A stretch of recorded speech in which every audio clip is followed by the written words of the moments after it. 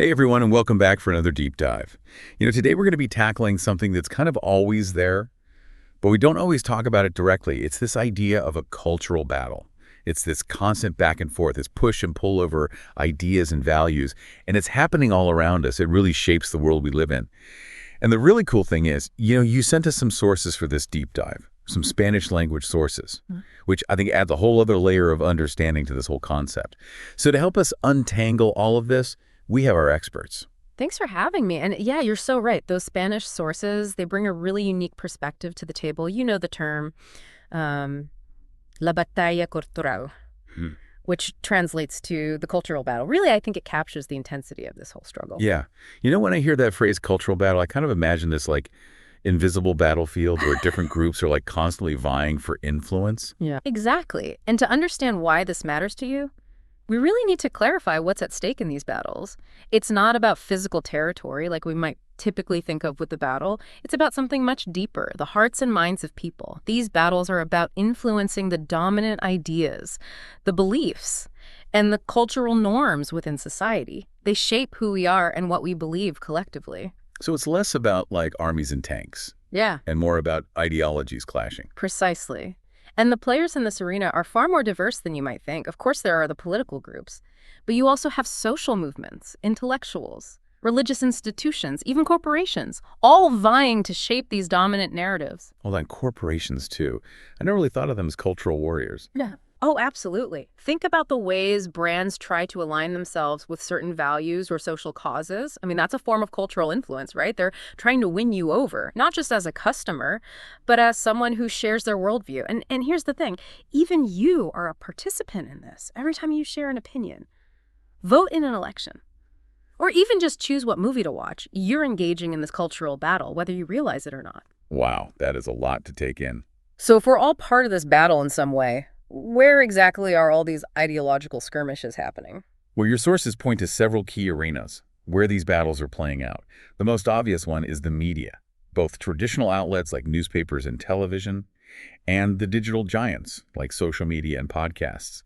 They have this incredible power to shape narratives and influence public opinion. Yeah, that makes total sense. But it's not just about what we read and watch, right? I mean, our education system, that has to be a major battleground too.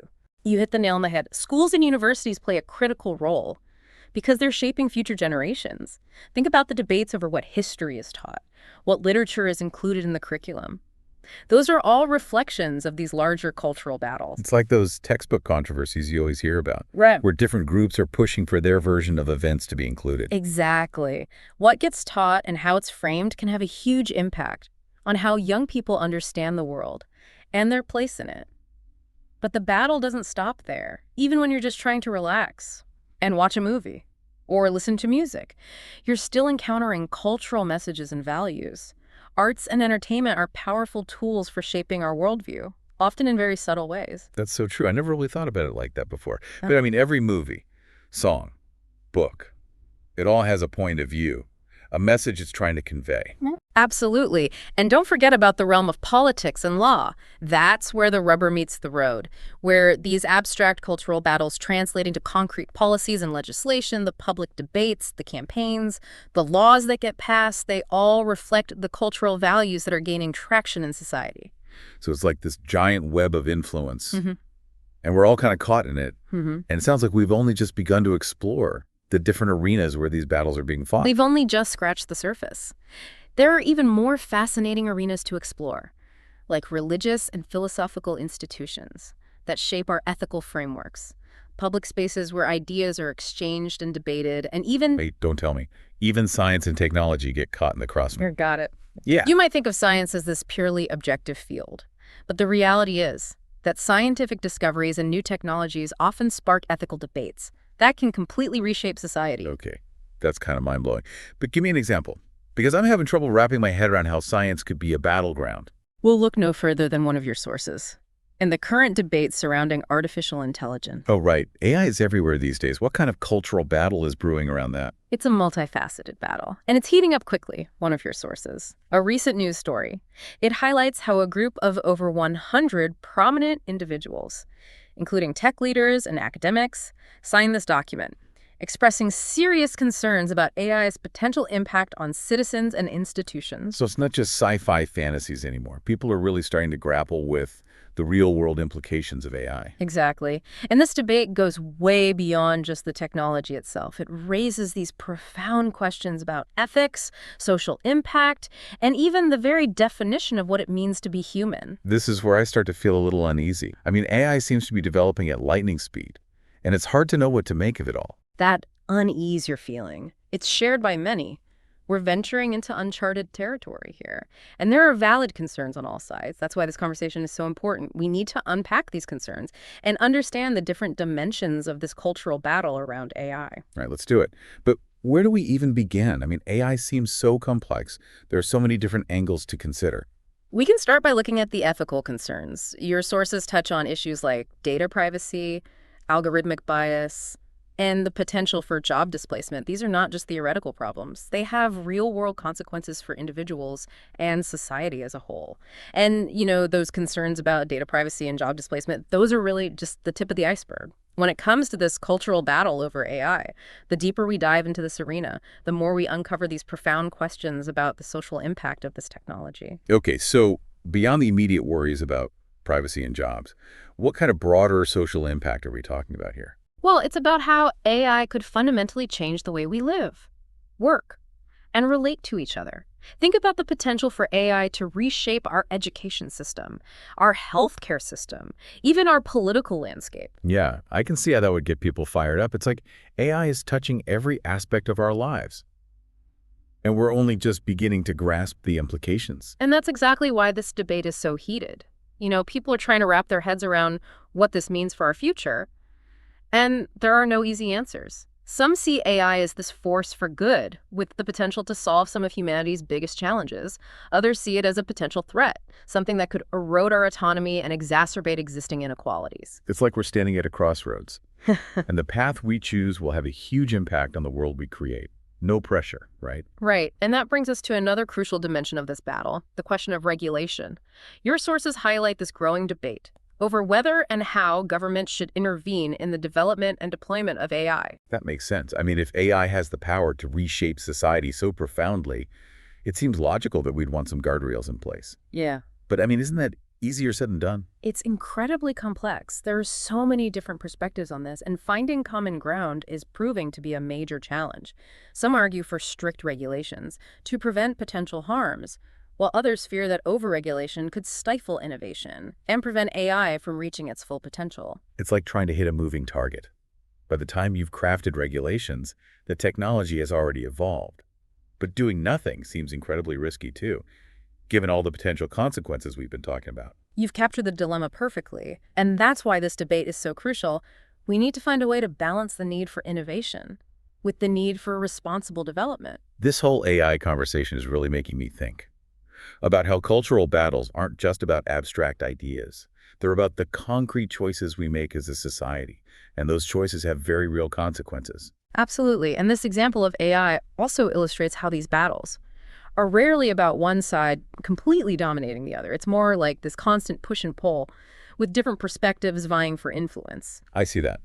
So it's not about a clear winner or loser, but about finding a way forward that addresses the concerns of all stakeholders. Exactly. And that brings us to a fascinating point raised by one of your sources, the philosopher Mark Kokelberg, who specializes in the ethics of technology.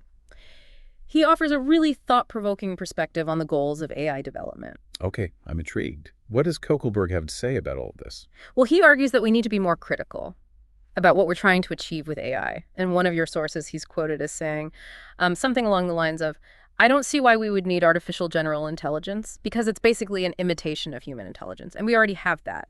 What we need to do as a society is to use specific AI to help us with concrete things that we're not so good at. That's really interesting. So he's questioning whether our obsession with creating human-like AI is actually the best path forward. Precisely. He's pushing back against this idea that the ultimate goal of AI is to replicate human intelligence. Instead, he's suggesting that we should focus on developing AI for specific applications where it can truly excel, augmenting our capabilities rather than trying to replace us altogether. I see what he's getting at. It's like, why try to recreate something we already have? when we could be using AI to solve problems in ways that we never could before. Exactly. And this perspective brings a nuance to the cultural battle over AI. It's not just about being for or against AI, it's about defining what we want AI to be and what role we want it to play in our lives. That adds a whole other layer to the debate, doesn't it?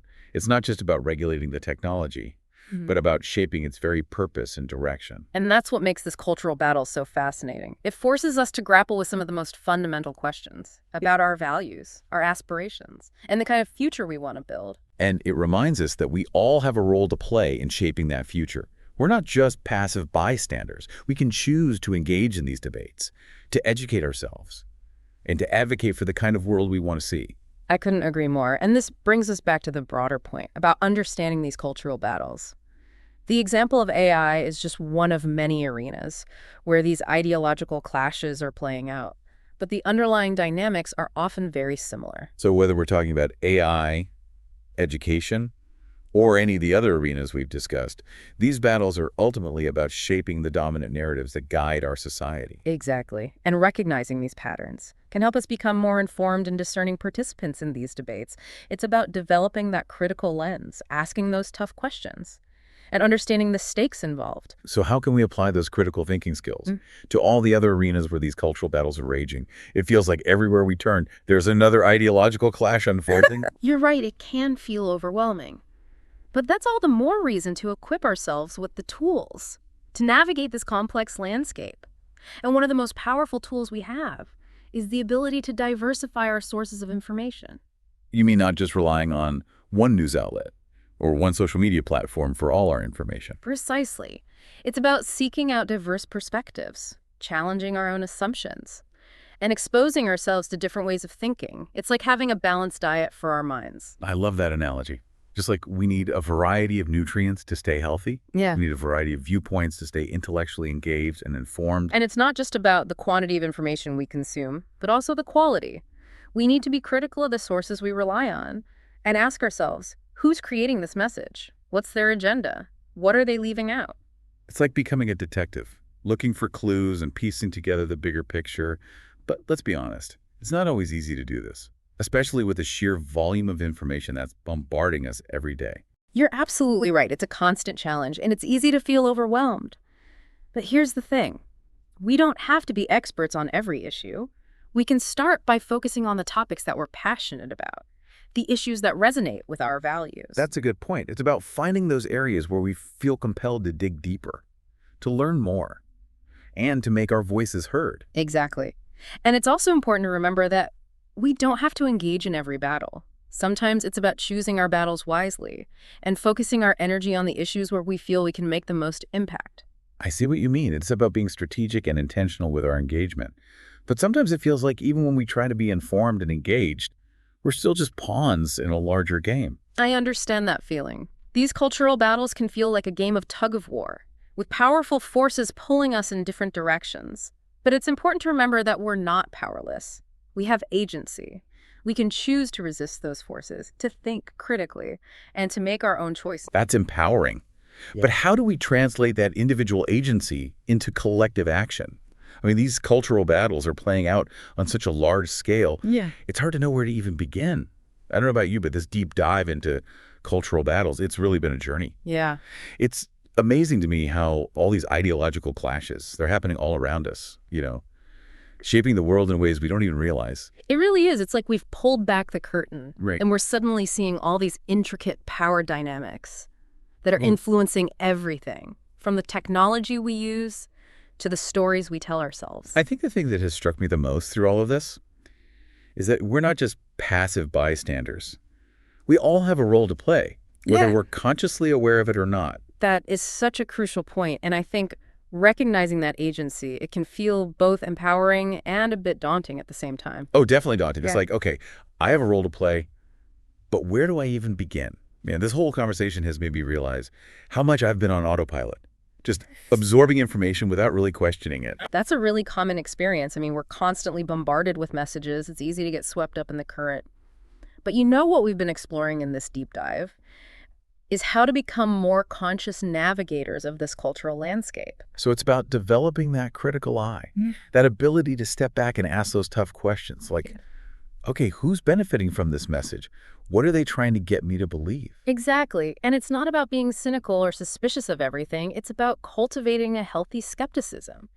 A willingness to look beneath the surface and try to understand the motivations at play. It's like we're training our minds to be more discerning, more aware of the subtle ways that we're constantly being influenced. Right. And as we develop that awareness, we also start to recognize the values that we hold dear, the things that we're willing to stand up for. Yeah, that's a good point. It's like once you start questioning those narratives, the ones that are being presented to you, you also start to clarify your own internal compass. Absolutely. And that internal compass is what guides our choices and our actions, how we choose to engage in these cultural battles. So it's not just about being a critical thinker, but also about being an active participant in shaping the world we want to see. Exactly. And that participation can take so many different forms.